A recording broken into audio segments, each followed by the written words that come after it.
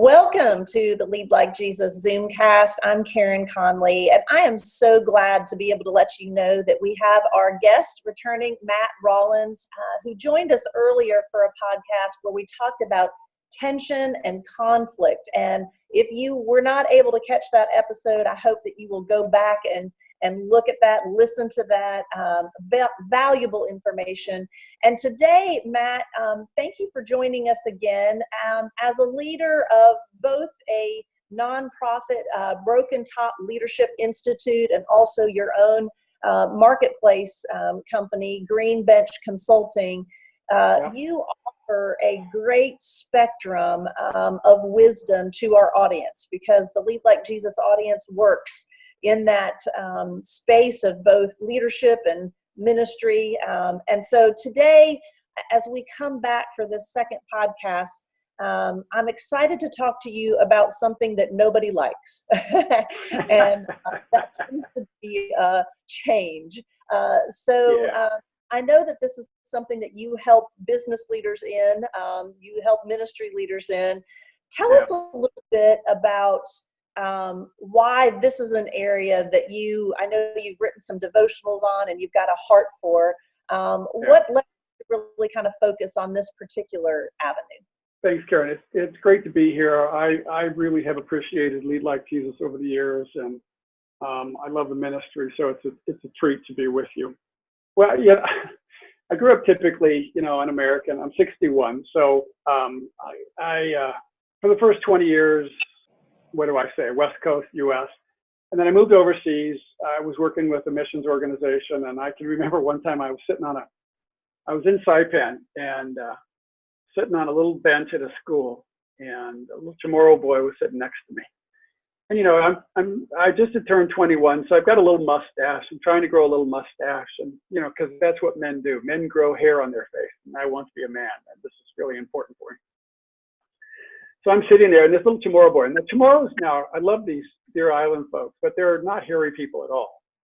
And he was sitting there, and he had his finger, and he was rubbing it over my mustache, just kind of like E.T., and he was running it over my mustache, and I'm sitting on this bench, and I'm thinking, okay, in one culture, if I can grow facial hair, I'm a man. And in another culture, if I have facial hair, I'm a freak. And who gets to define what it is to be human? Who gets to define what it means to be a man? And that really was, one of those moments where I realized I have grown up as an American in a very sheltered, very narrow vein of life. And then, having now lived in Singapore for almost closing in on 20 years, and worked with, travel a lot and work with a lot of different people. The fundamental question we work with, and again, change is change, but what I work with really is, what does it mean to be human? And a lot of the work of dealing with change is really dealing with just humanity. And why I like dealing with change is because change reveals, it exposes, it gives us a chance to go a little bit deeper. And to be honest, I'm just tired of kind of the shallow religious. I want it deeper. I want to be able to connect. I want to be able to talk and communicate at a heart level with people. And change gives me that avenue. Change, when people are in change, they're a little bit more vulnerable. They're a little bit more aware. And so it creates an opportunity for me to meet them in a different space. And that's what I can't say I ever set out to do this. I would like to think and trust that God kind of led me in the door through this, because I'm just trying to follow him. Well, another story on another side. I've been in missions for 10 years. We'd gone home, and I was going for a run, and I was running down the road, and two people were walking the other way up the road, and I was going to run towards them, and I thought, oh man, I don't want to stop this run. I want to keep going. So I kind of casually turned around and started running the other way. And it's as clear as day, one of those rare moments. I just had this divine sense. And it was like God said, Matt, you're not running from them, you're running from yourself. And I realized that change is an ability for us to confront who we are, because The temptation is to settle into something and go, okay, this makes me feel safe.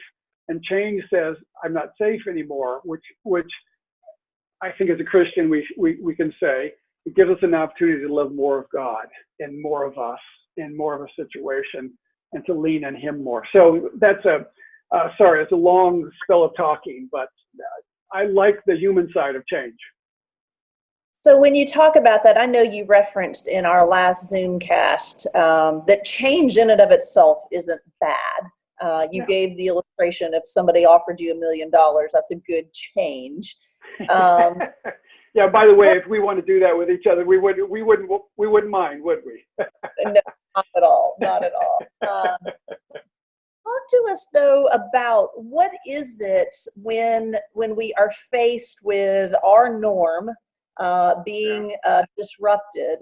What is it about those situations that tends to create so many negative emotions?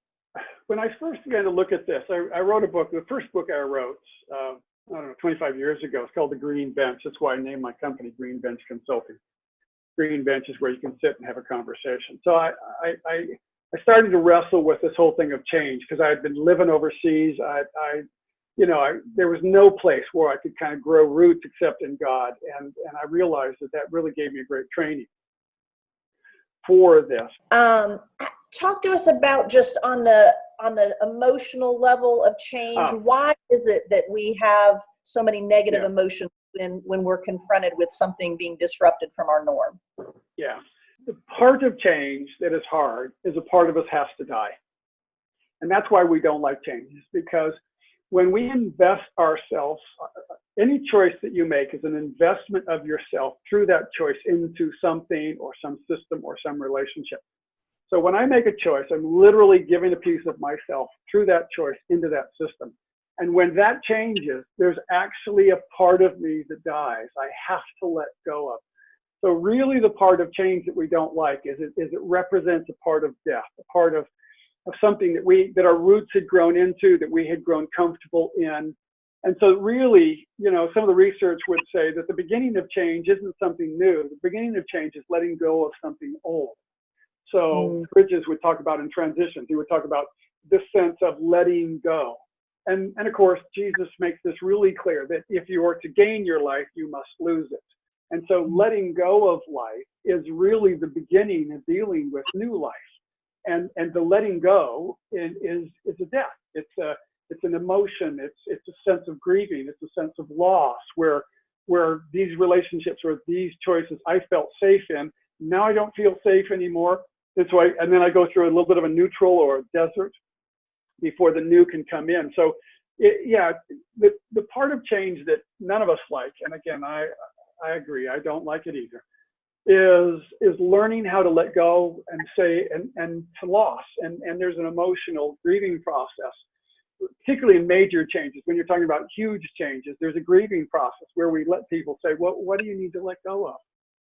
And how does that feel? And how can you say goodbye to these things that were friends to you, that were an expression of you, that meant something to you, that were the part of your life? How can you can honor them and let them go and start to look at saying, okay, this is something that I can release, and now I've got to ask questions. And then I go into the neutral zone where I'm not in the new and I'm not really in the old anymore. And then I start to ask questions and I start to explore and I start to learn, what does it mean to let go? And I feel a little bit like the children of Israel in the desert. There's a reason why God put them out of Egypt and he took them the long way around the mountains is to get Egypt out of them. It was, it was to give them enough space between the old and the new to help them kind of work through and go a little bit deeper before. Because the temptation would be, okay, let go of this and I immediately grab this. And that way I feel safe.